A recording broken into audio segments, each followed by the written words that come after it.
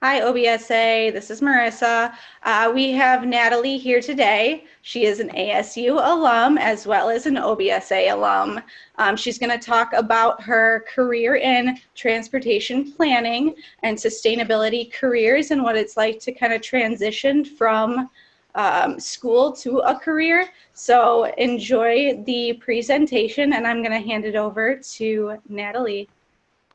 Sure, let me go ahead and get my presentation up there. Can you see that? Is that all good? Yes, I'm going to just assume yes unless told otherwise. So my name is Natalie Flores. I'm originally from Fort Worth, Texas. I moved here to where I'm at now, which is Lexington, Kentucky, for the job, and I'm going to talk about transportation planning, my role in the company that I work for, how I got here, and then hopefully answer any questions that y'all have along the way. So the company I work for is the Bluegrass Ad. It's an area development district. So an area development district is a quasi-governmental entity. Ads are similar to council of governments, and they were created to help put a regional perspective on local issues. City and county governments are often too small to deal with expensive projects, especially in infrastructure and resource allocation. State governments tend to pay more attention to large cities to service the majority of the population. So these area development districts or council of governments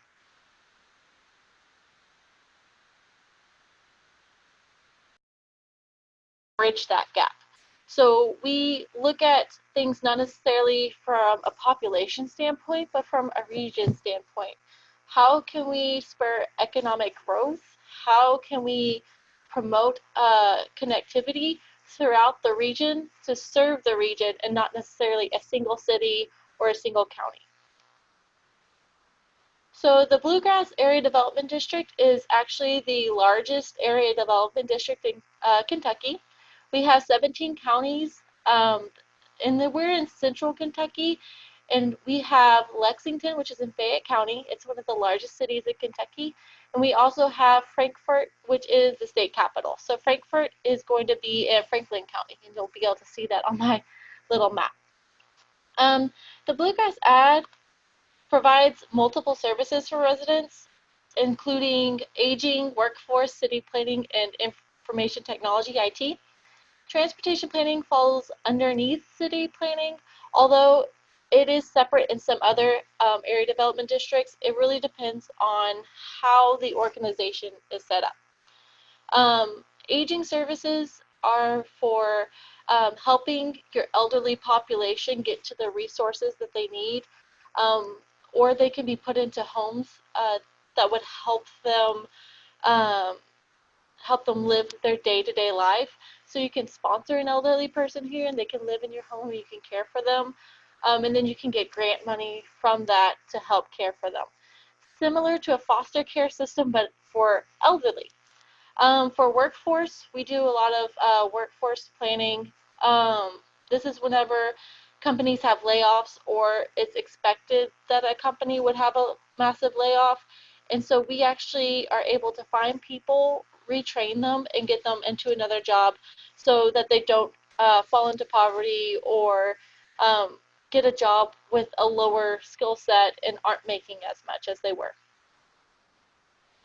So there are pros and cons of working in an area development district. Some of the pros that I've noticed so far, and I've been enrolled since October 8th, so this is about 4 months in, is the first pro is a very flexible schedule. So I'm able to almost say when I want to work. I am able to go and get a request saying that I want to change my hours if I'd like to. But other than that, if I'm coming in late or if I need to leave early, I just tell my boss, tell him why, and then it happens. I either take annual time, which is basically vacation time to cover it up, or I can work extra hours throughout the rest of the week to make it up. Family-oriented work environment. Whenever my cousin got married, it was, and I had to take an entire like 4 or 5 days off to go fly back to Texas, go like be in the wedding, go to the wedding, etc., come back. It was no questions asked. And they also do this for a lot of, well, for all their other employees. They're very, very family oriented. They have really good, fantastic low cost benefits. I think my health insurance cost me $4 a month. It's insane. It's so good. Working with a purpose, I absolutely love my job. You'll hear me say this throughout. I think I found, part of my calling in this job. But I'm able to work knowing that I'm helping people, and that's something that's always been incredibly important to me. Working with elected officials, I'll get to this later, but I've worked with mayors, judges, House representatives, and Kentucky state senators. Job security, because my job is in transportation, there's always going to be a need for infrastructure development. And so in ad districts, and then specifically in community planning and transportation planning, these jobs are incredibly secure. So some of the cons, right off the bat, the pay is typically lower than you'll see in private sector positions. You kind of have to weigh the pay that you get and also the fulfillment that you get from the job. It's always been kind of a difficult balancing act, so to speak, because you do get some jobs that pay really well but aren't necessarily what you're passionate about. My best advice is to go with what you're passionate about 110% of the time, because that's going to be its own sort of reward. Um, Salary, sometimes you'll need to work extra, but your pay won't raise. This happens in a lot of companies, not just ad districts.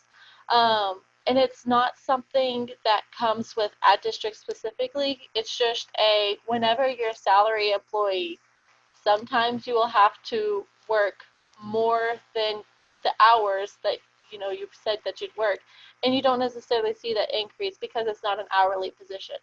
That being said, my required hours per week are 37 and a half, so I work less than a 40-hour work week. Fewer raises, you're being paid by the government, you're being paid by taxpayers, so you really have to show how much you've grown and how much of a benefit you are to taxpayers in order to see a raise without a promotion. Promotions are different because you can be promoted to a higher position and get a raise based off of that, but staying in the same position and then getting a raise, it might happen with tenure, 5 years, 10 years, but it's not something that might happen as frequently as in a private sector job. Public speaking opportunities. Now, this can be a pro or con, depending. I personally find it a pro. I love speaking. I'll speak your ears off. But to some people, it is kind of scary. And so for the people that don't like public speaking, you might want to take a more behind the scenes position, transportation, because it touches every part of, city and region planning. It takes a lot of public speaking, or a lot of at least talking with elected officials. And even in my the work that I submit to the Kentucky Transportation Cabinet, I have to speak at 2 public outreach events each year and turn that in. So there will be some required public speaking opportunities in most government work.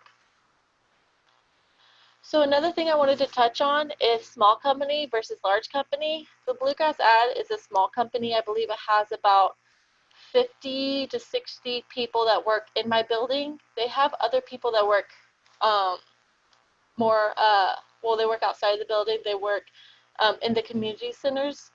But for most, intents and purposes, we're a small company. So small company means a couple of good things: greater opportunity to grow, recognition for your work. I mentioned this earlier, that they have a really good family environment, and faster, more successful collaboration. This to me is important because if somebody comes to me and they have a project, or they want to create a project, and it's a system that is to help elderly people get from this city to, or this rural area into the urban center to go grocery shopping and go to the hospital or go to therapy. And they're looking at me saying, well, right now there's not a way, even for people that are handicapped or elderly or need assistance, there's not even a way for them to use just walking paths or sidewalks. Even that is really damaged in this area. And so I would be able to collaborate with the aging department, and we're in the same building. You don't have to worry about somebody overseas or somebody in a different state. Um, so there's a lot of collaboration that goes on. So with a large company, I feel like it's one job with very little overlap. You're doing the same thing over and over and over again. There's not as much collaboration. You may also feel like you're one person out of many. You don't really get recognition. A couple people might know who you are, but you're definitely, don't feel your presence in the company. Um, Corporate environment versus family environment. Uh, it's been mentioned many times during my time at the Bluegrass ad how everybody really cares about your life beyond work. You're not just gonna, well, you can if you want to, I suppose, go and work and then live your life working and then never talk to anybody and go home and then repeat. Um, but they very much say, what, we want to create this family environment where we take care of each other and we care about each other's needs outside of work. And that can be very different in a corporate environment where you're kind of expected to come, do your job, and go home. And again, in a larger company, fewer cross-departmental collaborations or a more difficult time collaborating is what because I have worked in larger companies before, and that's been difficult. All right, so my role specifically, I'm a transportation planner. The couple things I do, I create maps, I data log survey information, collaborate with governmental agencies. The two government agencies I collaborate the most with is the Kentucky Transportation Cabinet and the Metropolitan Planning Organization.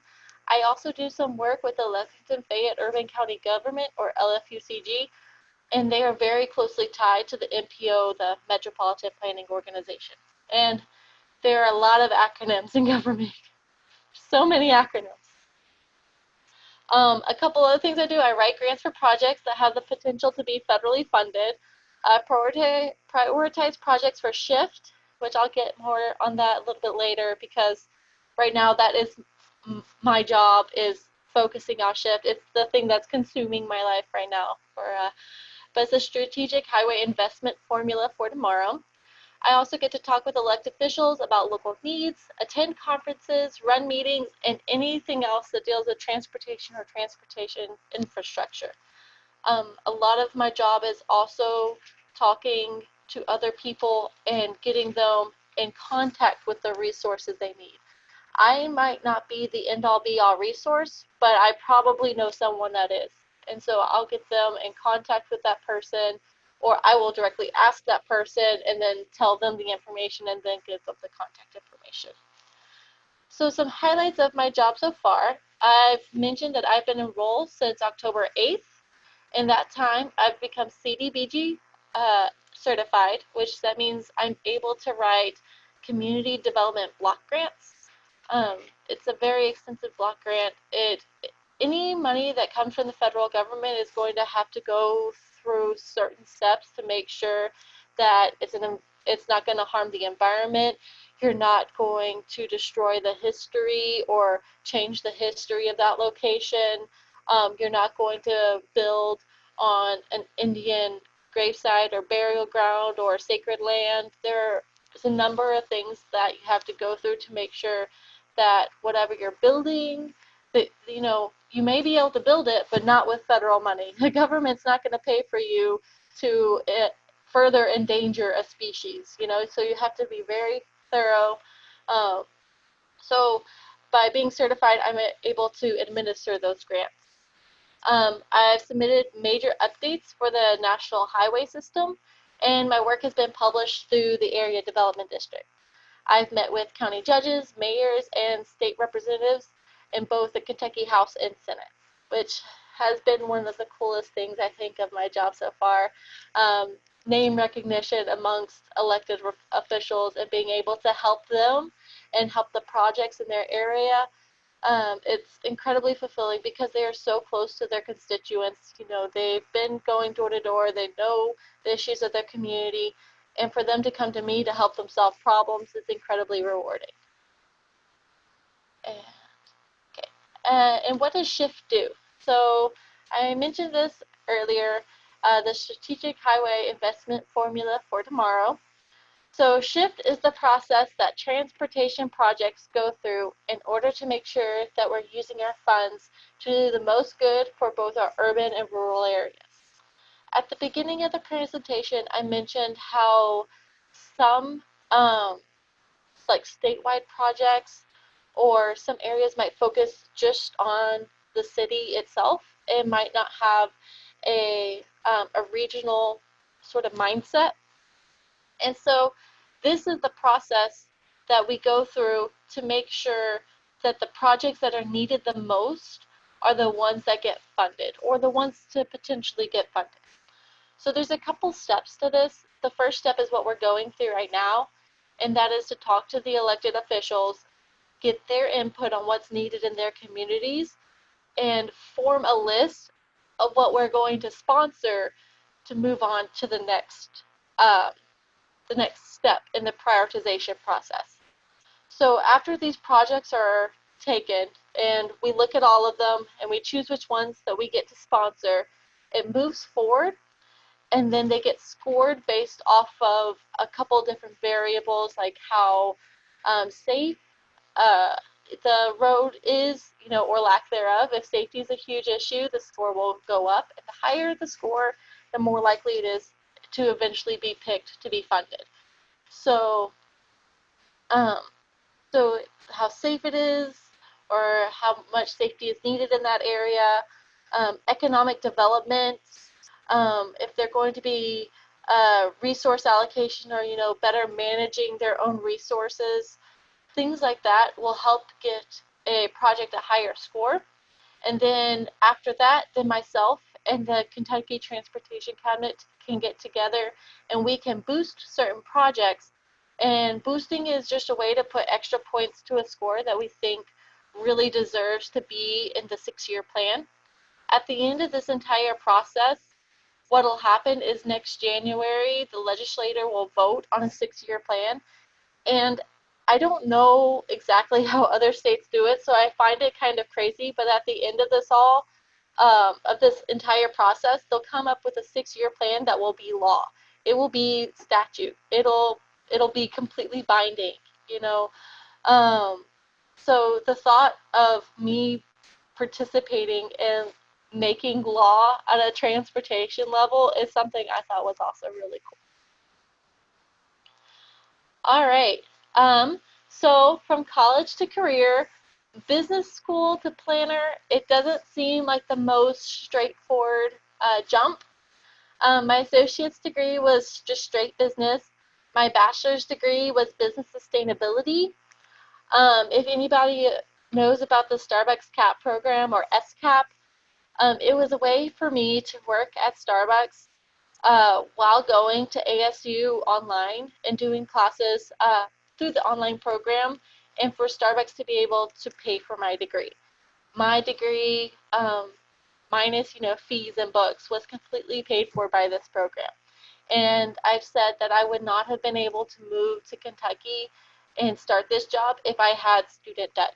Like, it is such an insurmountable weight for a lot of my friends, and to be able to graduate without debt was incredible to me. So I was a Starbucks graduate, or ASU graduate, through the SCAP program in May of 2018. I had very little experience behind me. I had a part in a small internship in the summer of 2017 where I worked with a company called Gateway Planning. I was part of the Fort Worth High-Speed Rail Area Plan, and this was a plan, the entire project was to connect the cities of Dallas and Fort Worth with a bullet train, and ours was an area plan, so ours was actually looking at the actual station itself. And while I was on that internship, it really made me realize that I wanted to be a planner or a consultant. This was something that I really enjoy doing. I'm really thankful for that opportunity. And but it's kind of a big jump, because not everybody thinks of somebody that goes to business school as working as a transportation planner or a city planner, because there are other degrees that are straightforward, that are urban planning degrees. So I had to make a little bit of a jump. And these are a couple of things that I did. And I cannot, tell this enough, to take advantage of your current network. My network didn't find me this job. My network didn't have any connections in Kentucky. And my network didn't say that much about my professional experience. But my network was there to give me advice. My network helped me hone in on what exactly I wanted. My network was supportive. My network would not let me settle for a job I didn't want. There were other jobs that paid close to twice as much as I'm getting paid right now.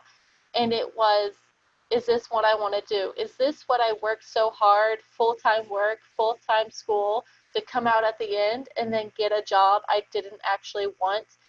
It is so hard to turn down good positions, to turn down positions with full benefits, positions that are going to make you financially stable, and to just sit back and say, this is not what I want. And it is so one of the more difficult decisions that I've made, but I do not regret my decision at all. I absolutely love what I'm doing.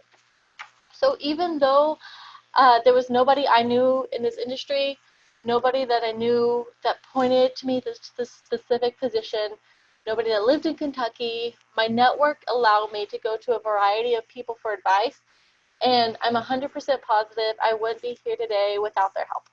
So rely on your friends, your network. Pinpointing what I wanted was actually even more difficult. I would probably say the other more difficult decision, other than turning down a really good job. So the two worst aspects of job searching are rejection emails and figuring out what you want to do in a job that that you've never had, based off what you think you know about yourself. As difficult as it is, finding out exactly what you want before you job search helps you immensely. So if you have a passion, or if you have something that you're incredibly interested in, I would focus completely on that. Almost every interview will ask you where you see yourself in 5, 10, or 20 years. If that position isn't in the even in the purview, even if it's not on the route that you're taking, if where you want to see yourself isn't in the route that you're taking, my best advice is to find that route that you need to take and go there. Because if you're passionate about something, if you really want to do something, that's where you're going to make the most good. That's where you're going to learn the most. That's where you're going to, love your job. And that's where I believe, where you're going to grow the most. So do you even know this about yourself? What drives you? What is the one thing that you can't stop talking about? Back to networking, and I'm going to pause. I'm going to take some water. I didn't realize I was talking so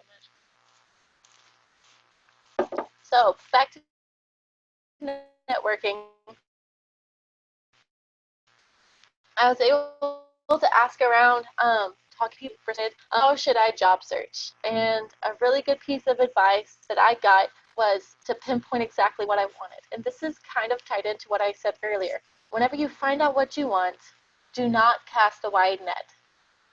What I wanted was sustainability. Sustainability is my passion, will always be my passion, and it is something that from day one, this is what I wanted to do. So what did I do whenever I was searching for a job? I made it sustainability. And sustainability is so vast and so wide, and it touches just about everything that you can think of, that I was getting some job offers that weren't even really what I was looking for. And on the other hand, it was so generic that the jobs that I wanted weren't even considering me. So the best I ever got was the best advice I have gotten so far from my network was to stop casting your net wide. Figure out what you want to do, and once you figure out, go for it. So I knew that I wanted to be a planner or consultant based off of the internship I had. And also based off of the internship I had, I knew that I could work with transportation. transportation. I was working with bullet trains. I was working with parking infrastructure. I was working with sidewalks. I was working with intermodal connectivity. I could do transportation. So I took something that I was passionate about. I was passionate about sustainability. Sustainability is incredibly tied to transportation and how people move. So that, plus what I knew what I already liked as a job, being a consultant or a planner, made my search a lot easier.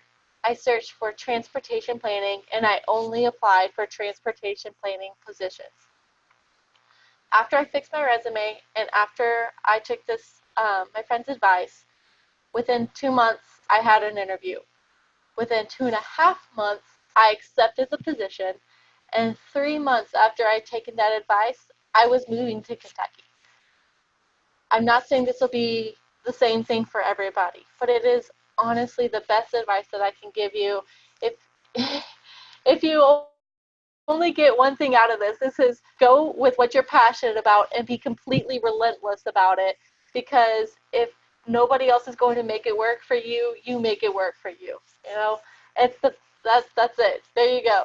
You know, curtains closed. But I've got a little bit more.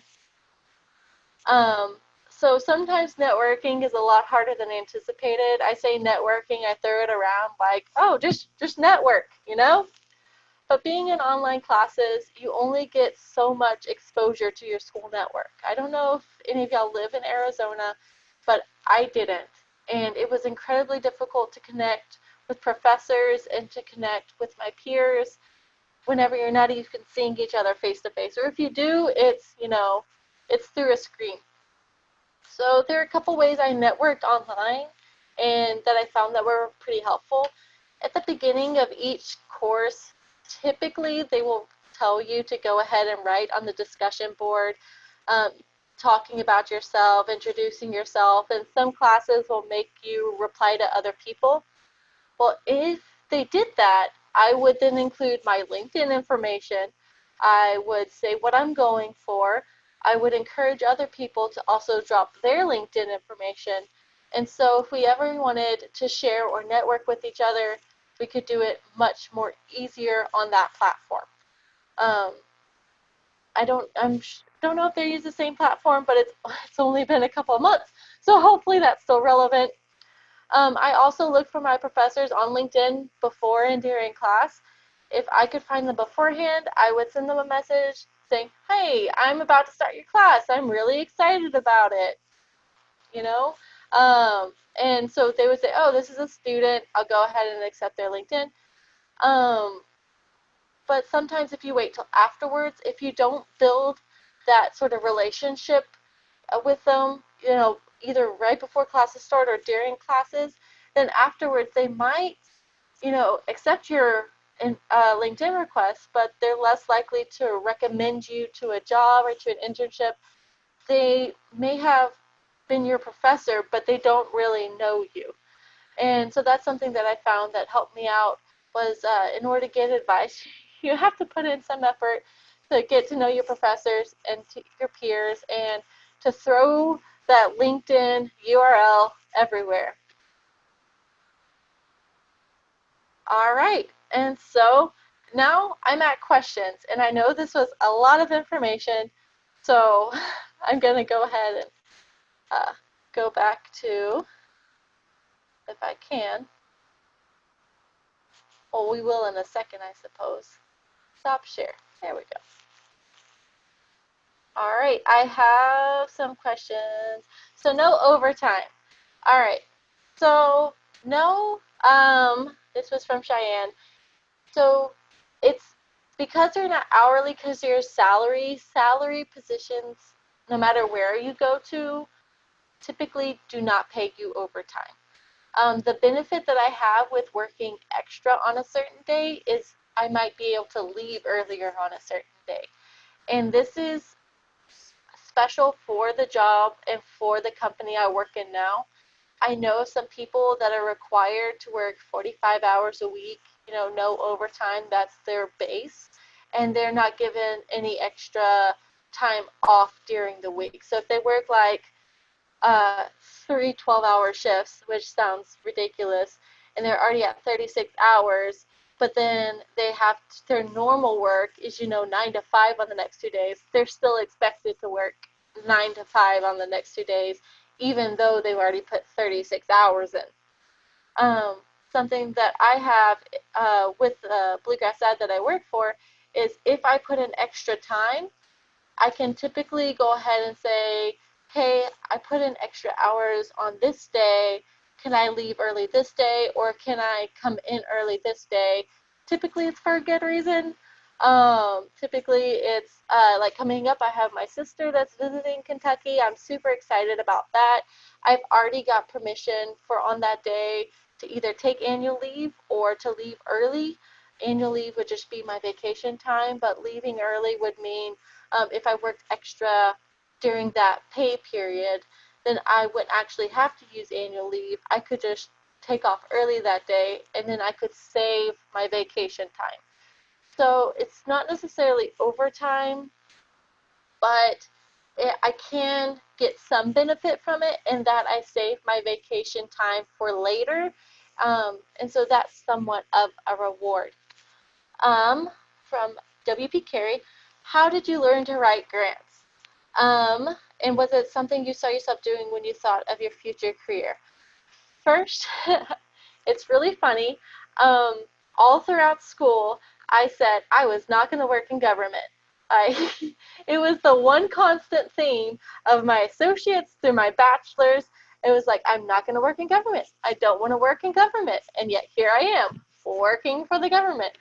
And so, at least for the government and writing grants, I did not see this in my future. The writing grants itself is a pretty straightforward path. Because grants have to be, when I say writing grants, it's mostly filling out a lot of forms. So, for instance, if you want to apply for the Transportation Alternatives Program or the TAP grant, you would get in touch with an entity that could administer this grant. So these entities would either be a government agency, a metropolitan planning organization, it could be a university or a nonprofit. But say you want to go to the Bluegrass ad because we have experience in grant writing. So you come to us and say, I would like to apply for the Transportation Alternatives Grant for this sidewalk. It's an 800-foot sidewalk near a university. It would service the university students. It would service people that don't have a car in the area. It connects university students to the downtown area. It also services a middle school. Maybe it services a park. Where do I get started at? So what we would do is we would figure out exactly what the mile points were. We would figure out estimates. We would figure out the design of it, etc. And we would write this grant application that's basically detailing what we want to do with the money that we're asking and if any local money was also put in. So grant writing is it's a lot of checking boxes. It's a lot of checking yes or checking no, and then describing what you want to do with the funds or how the funds are going to enrich the area, if that makes sense. So writing grants is actually, it sounds like something that's incredibly difficult as long as you know where to go to for information, because there is some information that will be a little bit more difficult to get. Then you're pretty much set. The community development block grant that I went through training for, that one was a week of training with like 100-question test at the end, and that one is one of the more difficult ones. And what they do is they don't necessarily train you how to write the grant, but they train you how to look up the information to write the grant. And then they give you like a 2,000-page binder and say, here you go.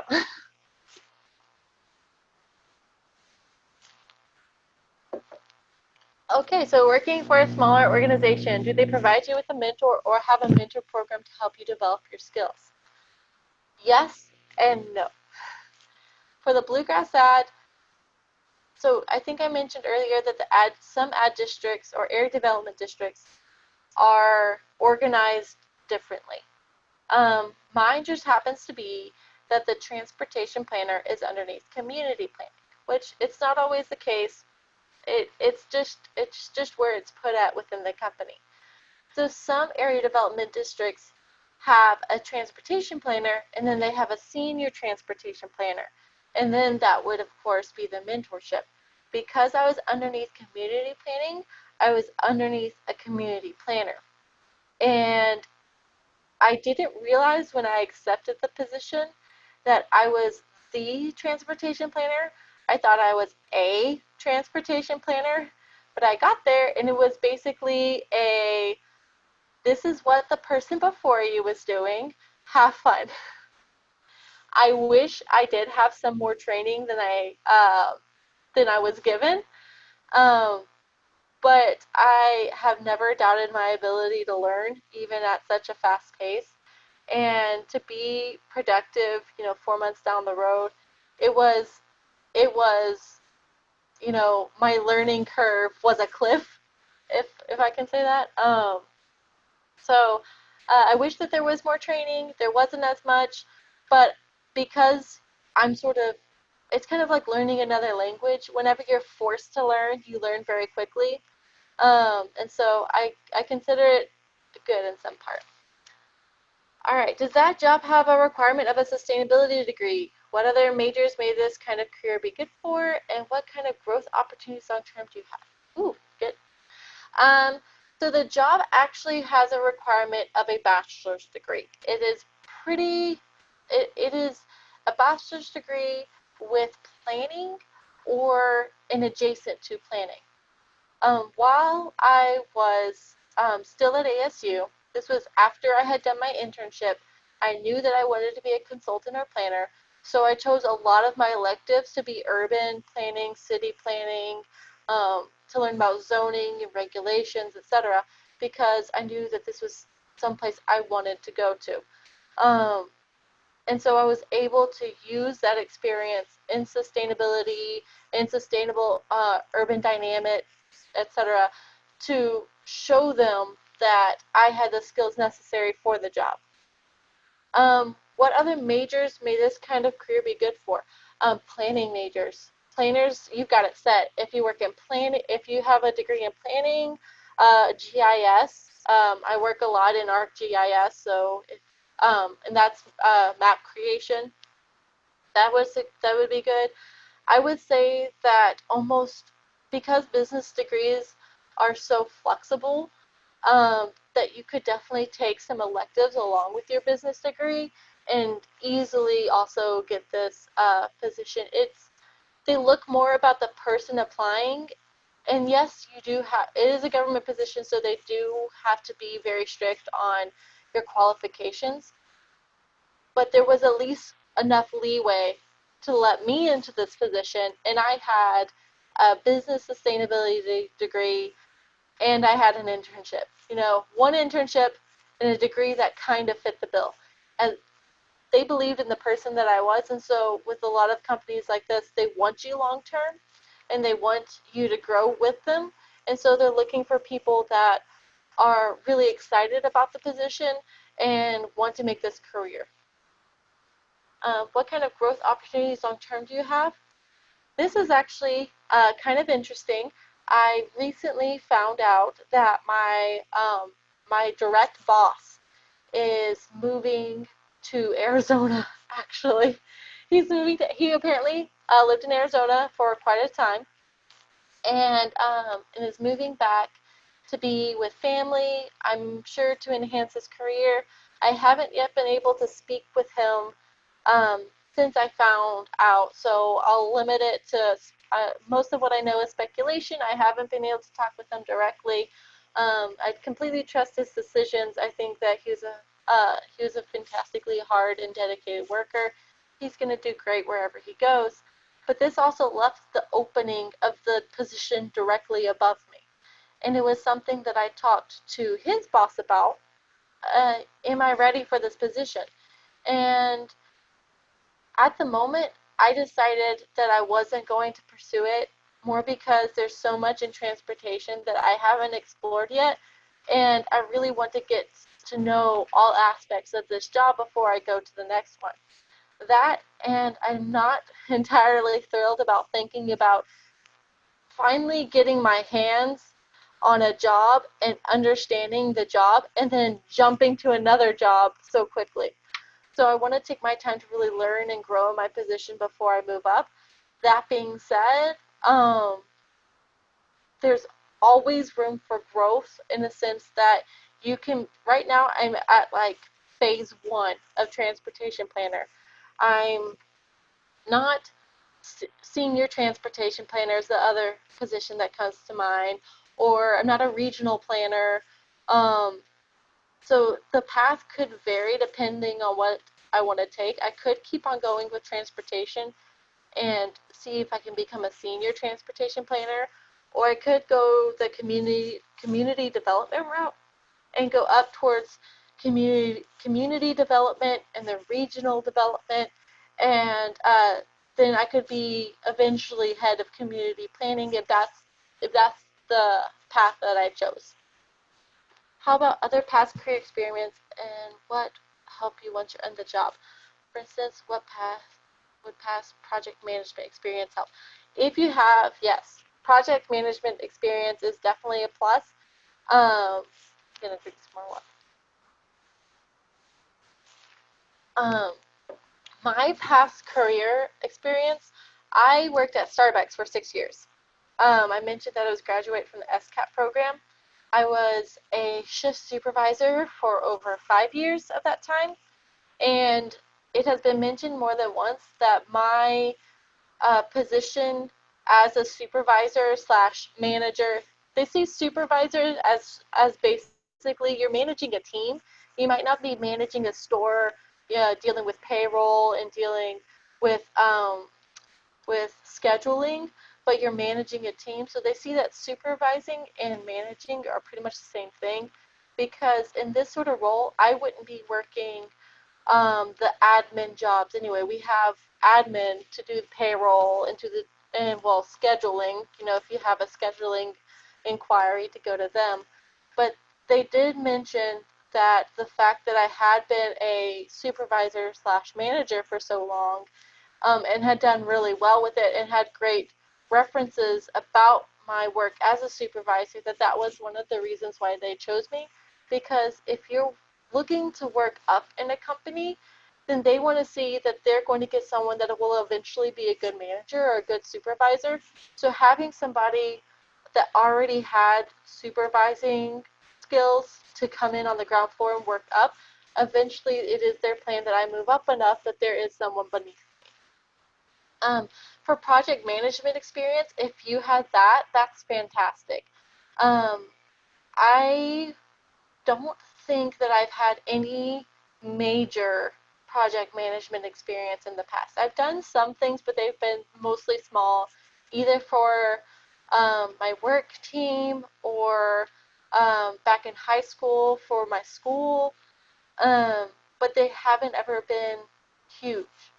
So if you have a past project management experience, absolutely. I think that that will definitely help you get a job. If you want to go for transportation planning or really any sort of planning, community development, I'm pretty sure that in larger uh, areas, because um, the Bluegrass ad, it is the largest area development district with 17 counties, but none of the cities really compare to the large cities in Texas. So that's kind of what I'm thinking of when I say this. Um, so larger areas by population, more urban, more dense population areas, could possibly have just a project management position, and that's what you do. And so that would probably be incredibly helpful for one of those positions. I definitely, if you ever get the chance to work in government, I recommend it. The benefits are great, and I find it incredibly rewarding. and I honestly, I had been offered better paying jobs, and I'm glad for where I'm at. Kentucky's cost of living is pretty low, so I'm able to afford everything I need for myself and my husband. My husband doesn't work right now, so everything I need for myself and my husband I can provide through my work at the Bluegrass ad, and it's incredible. I've said it. I'll say it a million times. It's incredibly fulfilling, and I'm really glad that they hired me and that I took the position. That was a lot, but does anybody else have a question?